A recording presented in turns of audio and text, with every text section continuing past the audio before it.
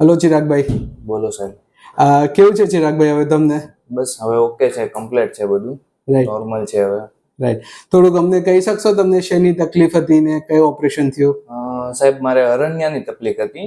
બરાબર. એવું છે 2-3 હોસ્પિટલ મેં ચેકઅપ કરાવ્યું છે નોર્મલ, બરાબર. પણ કેવું છે ડોક્ટરનો થોડુંક બોલવામાં ને એવું મિસ્ટેક મને લાગેલું કે લેઝરથી ઓપરેશન નહીં થાય, રાઈટ તમારે કાપકૂપ કરીને ઓપરેશન કરવું રાઈટ પડશે. Right right.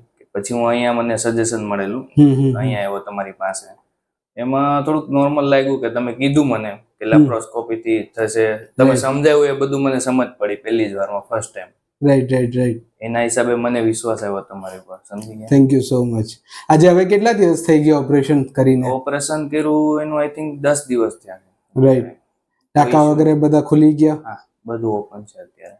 રાઈટ. તમને દુખાવો, તકલીફ કઈ બીજી કોઈ પણ? અત્યારે કોઈ વસ્તુ છે નહીં, નોર્મલ છે બધું. ઓપરેશન કર્યું એ પછીનું બધું નોર્મલ જ છે. સરસ. એ કોઈ જે સર્જરી પછી જે તકલીફ થઈ કોઈ મને તકલીફ થઈ નથી. રાઈટ. એકાદ દિવસમાં તમે ડિસ્ચાર્જ થઈ ગયા? હા. 2-3 દિવસમાં કામકાજ ચાલુ થઈ ગયું હતું? 2 દિવસમાં. 2 દિવસમાં? 2 દિવસમાં તો હલનચલન ને બધું ચાલુ થઈ ગયું. બાઇક ચલાવવાનું, ડ્રાઇવિંગ કરવાનું એ બધું ચાલુ છે.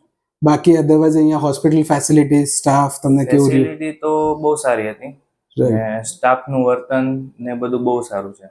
ચલો, thank you so much Chiragbhai. Okay.